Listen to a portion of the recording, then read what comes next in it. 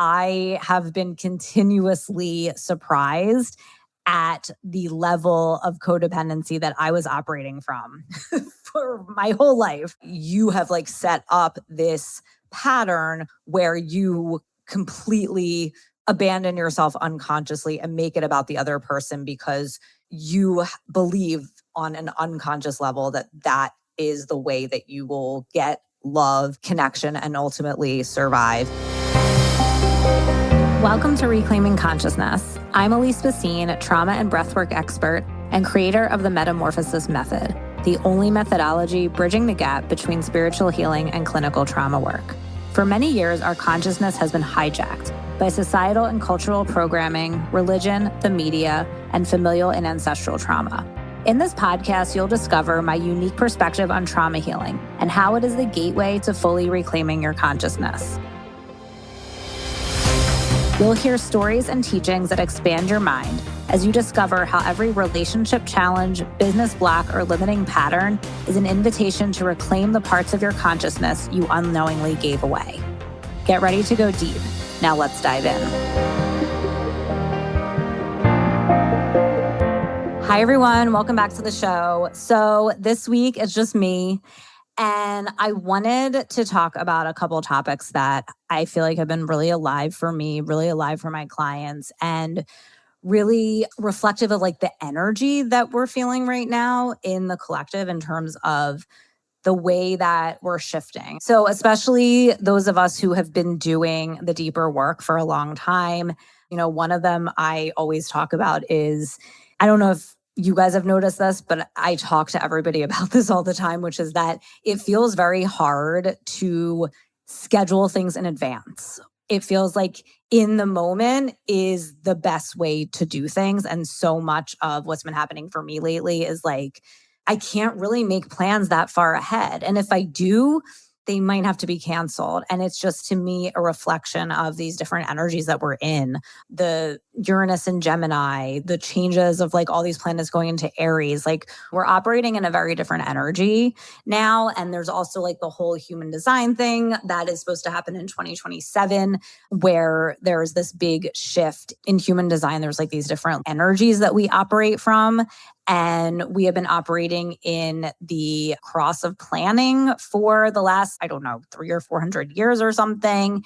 And now we are moving in 2027 to, it's called the cross of the sleeping phoenix. And it's all about the individual, right? And it's kind of like the Pluto in Aquarius energy too, which is about the individual. And before, we were operating more around like this collective thinking or the collective agreeing upon what reality is. And now we're moving more into the focus being on the individual and your perspective being the thing that matters, not having to rely on what the systems tell you or what other people agree is like the right way to live. And I think we're seeing that. And I see that with so many of the women I work with who are like, I was told that if I followed this plan and these set of rules, go to college, get a job, get married, buy a house, have kids, then I would be happy. But like, why am I not happy?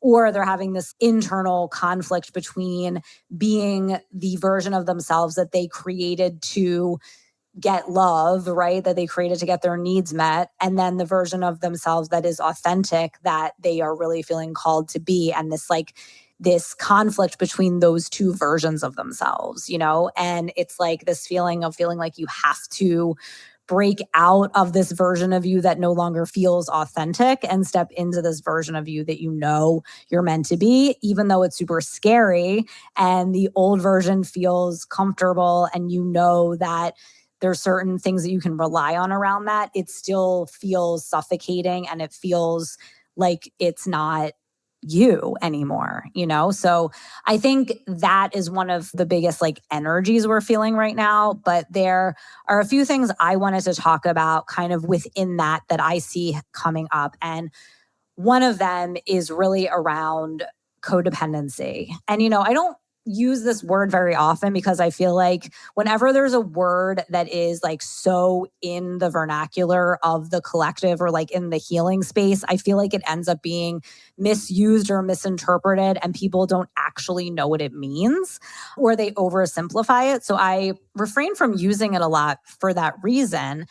However, I think as I've been doing the deeper work on myself, obviously, and with my clients who are advancing more, so much of the layers that we begin to peel back are around valuing yourself and the coping mechanisms that we created to stay safe in childhood and how those coping mechanisms actually require us to value someone else above ourselves, right? To value what your partner needs above you or what your kids need above you or the people closest to you. And again, as a parent, obviously there's, sacrifices you have to make and you have to put your kids first and prioritize them and all that. I'm not saying you don't. However, I think there is this collective shift towards understanding like what you are doing out of like guilt, shame, and obligation versus what you actually want to do. And I feel like this is such a layered topic because in childhood, we create coping mechanisms to stay safe, meaning like if you had a parent who you could tell in some way was not either capable of being there for you in a certain way, even if it was emotionally, or you could tell that there was some sort of unpredictability with them, right? Like you couldn't rely on them to prioritize your safety, not because they didn't want to, but because they weren't capable, right? And I don't even mean physical safety. I mean emotional safety. I mean just being attuned to your energy, right? And knowing what you need and having the ability to make it about you instead of it being about them, and that you are just there more to serve their needs, right? And I've talked about this a lot before when I talk about the boomer generation and how the boomer generation has Pluto and Leo. And Pluto in Leo, the like shadow side of that placement is narcissism. So that's why we'll see a lot of the boomer generation can have narcissistic qualities. It doesn't mean I'm saying they're all narcissists. I think that's a spectrum. However, I notice that a lot of my clients, their parents, or especially their moms, will have some sort of narcissistic tendency. And that is why. So, and again, it doesn't mean it's not black and white. It's just a expression of the personality based on trauma where you really don't have the capacity to see things from someone else's perspective, or a lot of the behavior is self-serving, meaning like, how can my kids make me look good or what can they do for me versus having the ability to really tune into who they are and what they need. And if you had a parent who couldn't do that, you would have created some sort of codependent coping mechanism to stay safe and to survive. And as kids, we don't even realize that we're doing that. It's not like we're sitting there being like, oh, I'm not getting what I need. Let me do this. It's not conscious. It's literally an automated response. It's a survival response to what we're perceiving in our environment, right? So instead of facing this feeling of, oh my gosh, I don't know if I can rely on this person to give me what I need, it's more like you automatically respond by taking responsibility for your parents' feelings or holding them emotionally or being overly enmeshed with them or tuned in with them in a codependent way so that you can get your needs met. But as I always say, our relationship with our mothers create the imprint for how we do relationships in general. So then when you get older and you get into relationships, most of them will be built on some form of codependency because of those early survival coping mechanisms, right? And a lot of it is very much unconscious. And as I've been peeling back the layers of this for myself, I have been continuously surprised at the level of codependency that I was operating from for my whole life.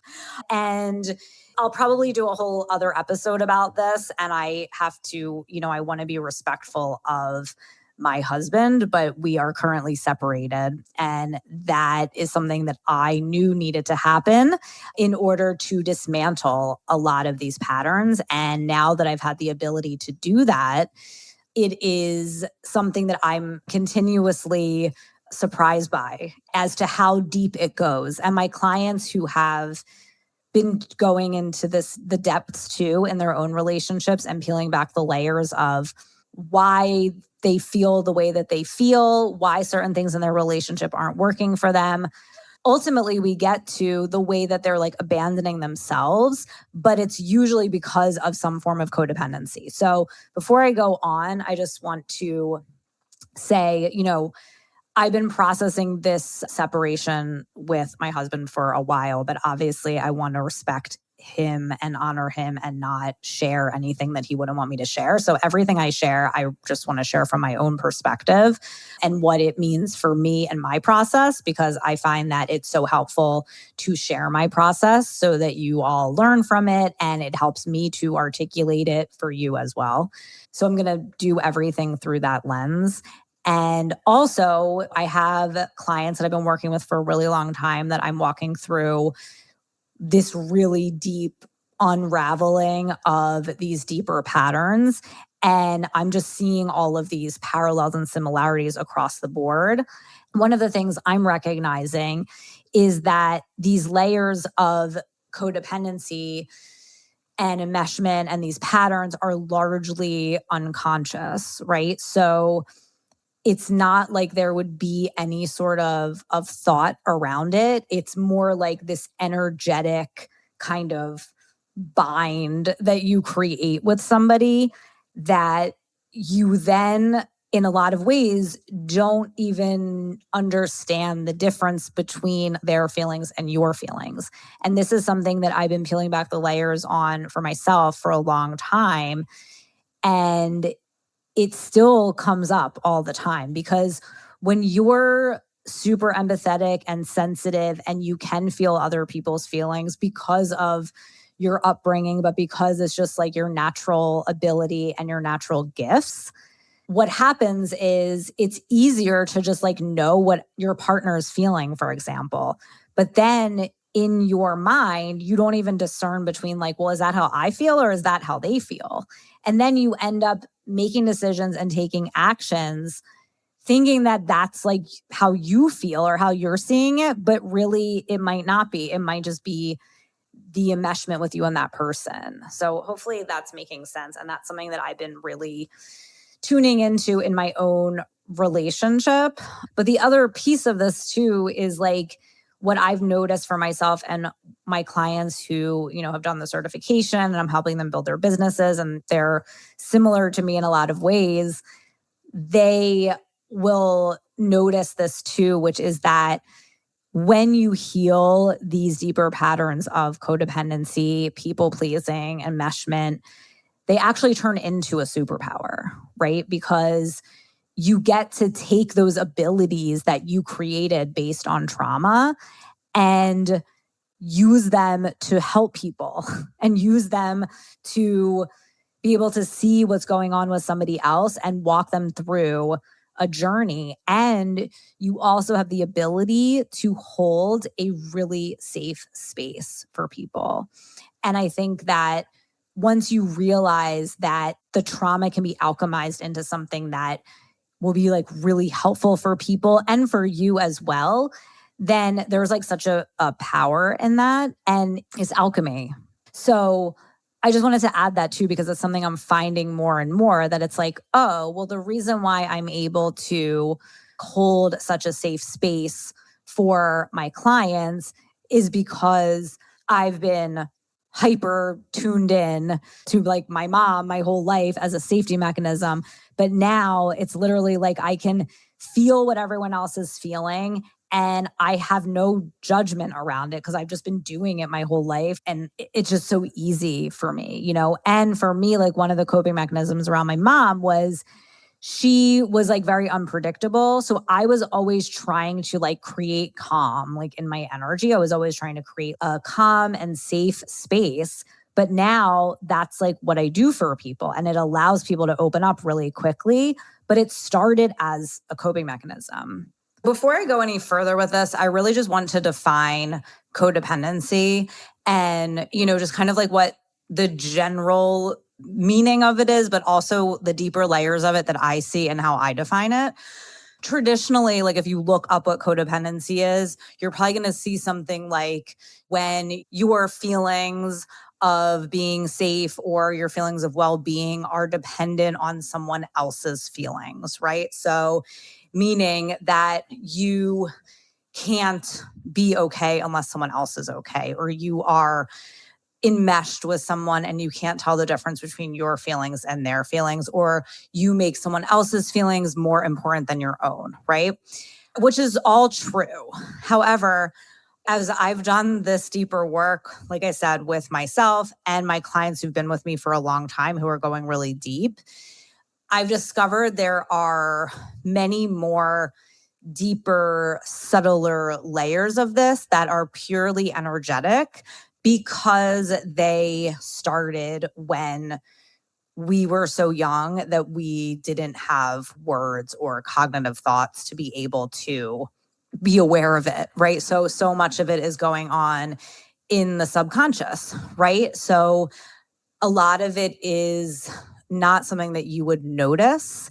And what I notice for so many women, especially, and men too, but obviously the majority of the clients I work with are women. And what I notice is there is so much programming just around what they think they're supposed to do. And this is me as well. And this is the stuff that I'm peeling back the layers of with myself, because I got to this point probably a few times in the last year or so where I just would feel completely at capacity and completely hitting this wall, and then making myself wrong because I couldn't function the same way it seemed like everyone else could function, right?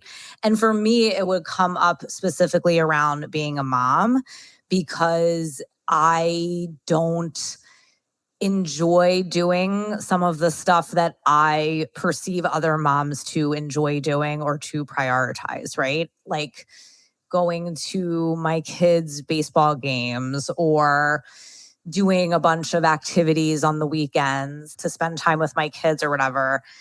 And not that I don't want to spend time with my kids, but there are specific things that I kind of associate with what a mom is supposed to do or how a mom is supposed to be, but also realizing that those weren't actually things that worked for me and my energy, and they weren't things that I actually enjoyed doing.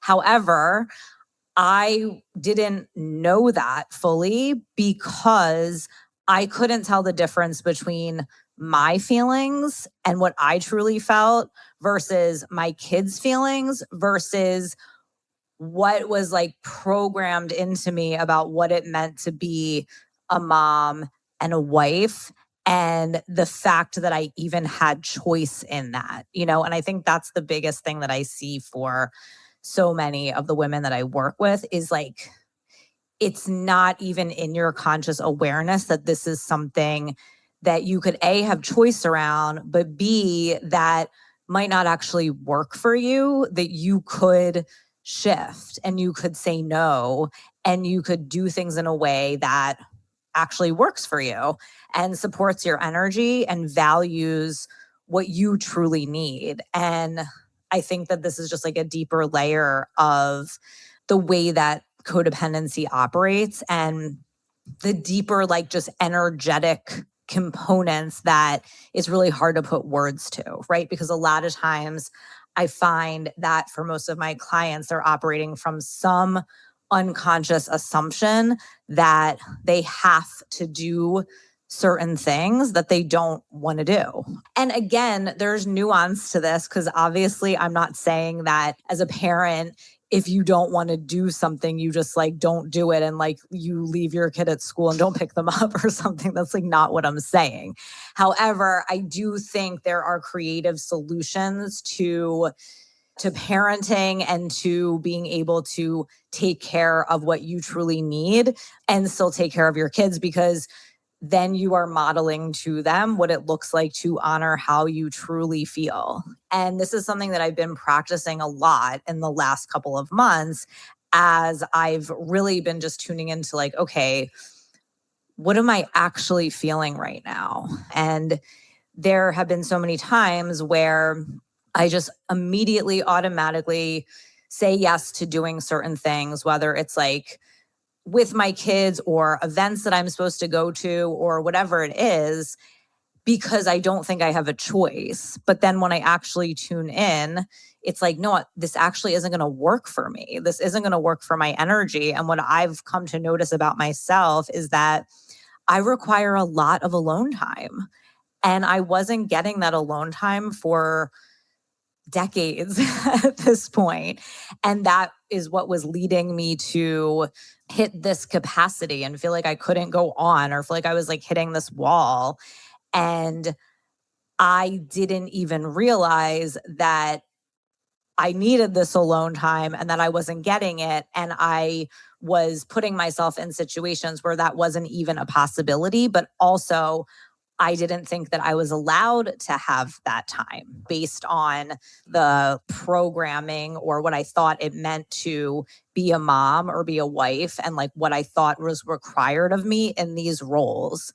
So the reason why I'm sharing this is because these are like these very deep layers of codependency, where when we are even in the womb or shortly thereafter being born, there are certain ways that we create these coping mechanisms for survival, right? And one of the things that can happen on like a very deep level is if you sense in some way that you are not going to get what you need, then you immediately start like attuning to your parent and enmeshing with their energy, and like whatever your energy kind of sees what their deficits are, you like start to be hyper tuned into those deficits, and you energetically attempt to like make up for those deficits, right?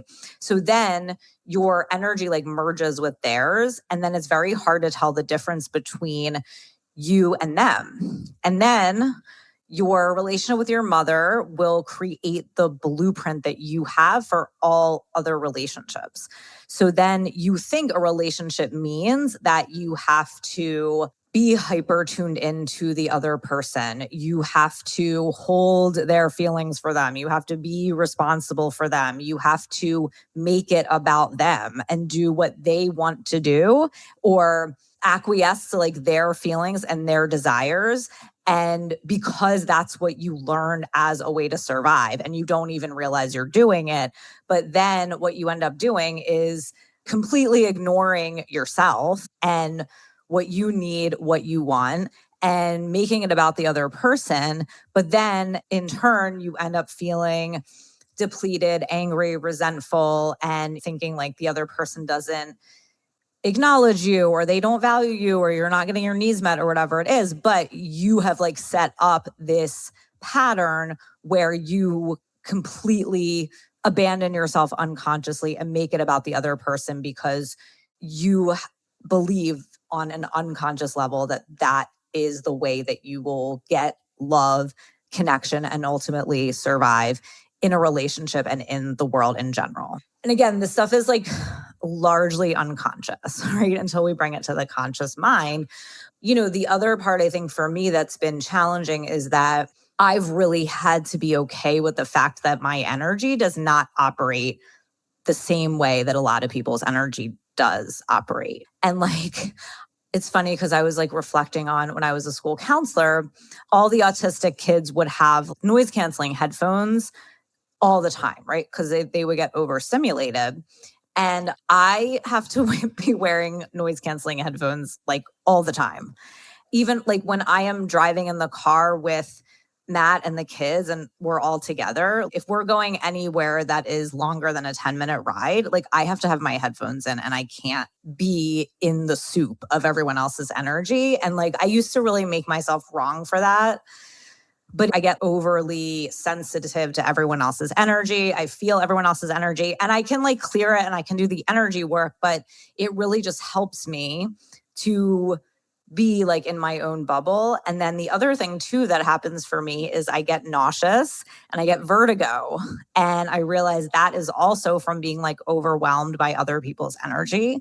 So as I'm like peeling back these layers of the way that I was completely ignoring my own needs and my own energy, then I'm starting to realize that there are all these things that I have needed that would have been really supportive and helpful to my energy that I wasn't giving to myself. And it's been a little bit like vulnerable and like evocative for me to be honest about these things. But the more that I'm honest about it and move through the deeper feelings, the better I feel. And I can really model this to my kids, but also I feel like my kids have responded to it really well too, where it's like, okay, well, if you're not going to go, then we'll have another time to hang out or we'll make a different plan or whatever. It's like I was the only one who was thinking that it was going to cause a problem, right? And there's been instances where there's been a little friction around me, not doing something that like I thought I was supposed to do. But the truth is, I do love being around people and I do love being social and connecting with people. But at the same time, I need a lot of alone time. And that's how I recharge and that's how I feel nurtured. Just being able to notice that and honor that has been huge. And it's still a journey for me. But I wanted to talk about this because it's been also coming up for a lot of my clients. And I think that it's something that like even as a collective right now, women especially are discovering this, right? Like everybody is like, oh, I think I have ADHD. I think I have autism or whatever it is. And while that may or may not be true, I also think that we are discovering that we've like been trying to fit ourselves into a world that actually doesn't work for us and our energy. And we are figuring out how to honor that. But I think the codependency piece is huge because it is this like really deep, energetic way that we abandon ourselves in order to get our needs met or in order to survive. But so much of it on like the deeper layers is like purely energetic and it is unconscious largely. So like it really requires peeling back the layers and like following the thread of when something feels uncomfortable, there's some sort of challenge, trigger, or conflict, really being able to sit with that and be like, okay, what is actually happening here? What am I actually feeling? Why am I actually upset? And I've been doing that with basically like every single thing, like there was this time where I wasn't supposed to be with the kids and then I needed to go be with the kids for whatever reason, it doesn't matter. But like I had already had planned to do a bunch of work that day and then I needed to go do something with the kids and I wasn't planning on that.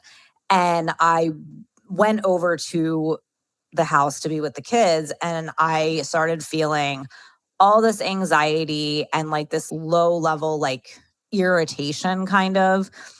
And then I was like, okay, what's happening here? Right. And I kind of like pulled on the thread of like, what am I actually feeling here?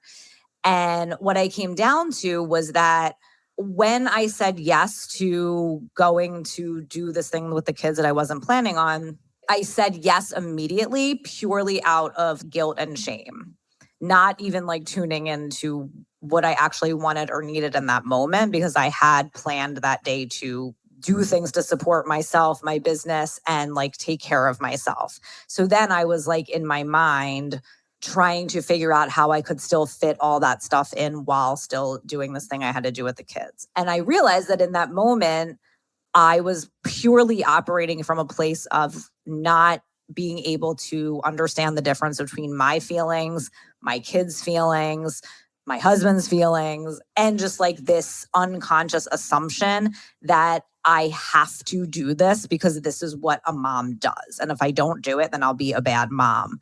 And if we look at that statement, that's pure guilt and shame. Because, first of all, what does that mean? Like, that's what a good mom does. She abandons herself and her own needs to like show up for her kids. Yeah, she maybe prioritizes her kids, but she also doesn't completely abandon herself. Right. And like, I had noticed that I had been operating from that energy without even realizing it, without even thinking I had a choice. And it's not even really about whether I do or don't do the thing.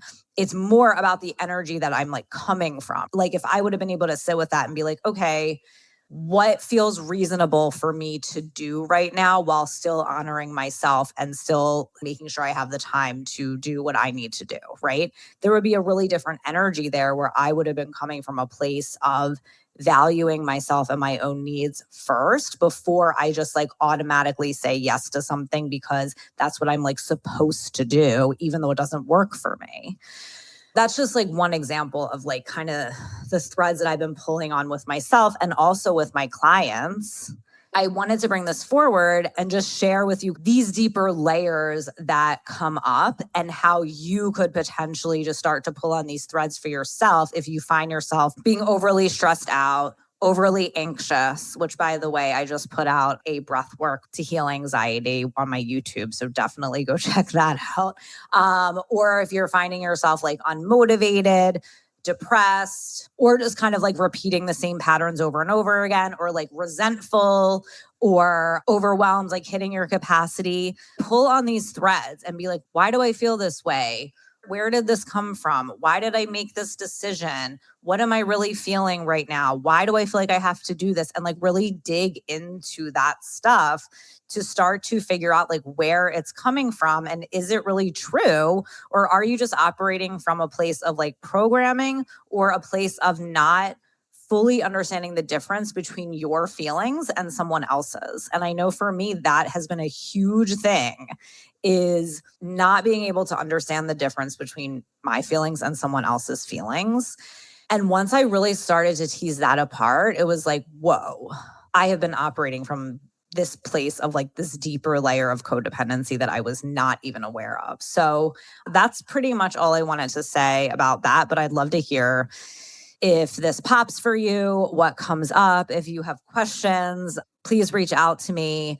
For me, this is just kind of like the deeper layers as I go through my own process and take my clients deeper beyond the initial phase of the metamorphosis and diving into all that work. Then we really continue to like go down the rabbit hole because if you still want to continue growing, there's just going to be these deeper and deeper layers that come up.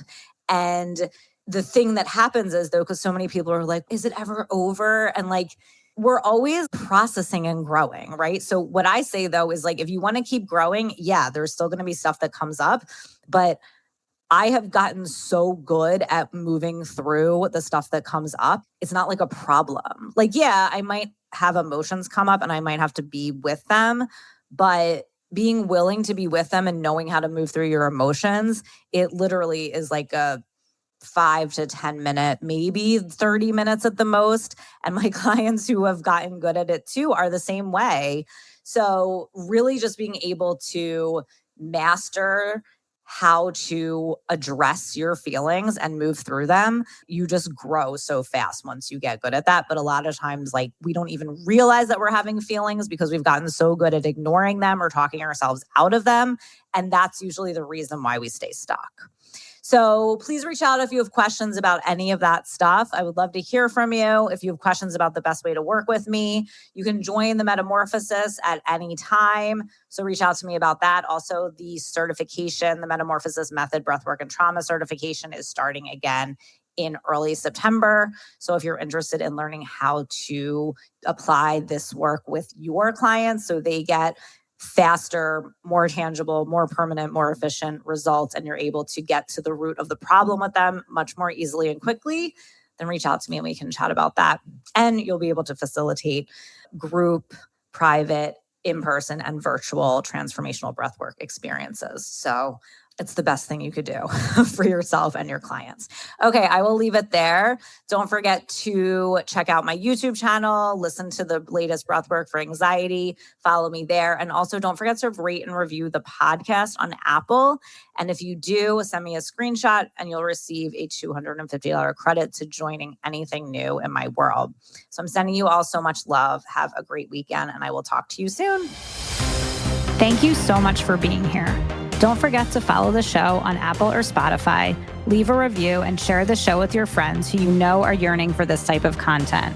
When you leave a review, send us a screenshot and we'll send you a $250 credit that you can apply to joining anything new in my world.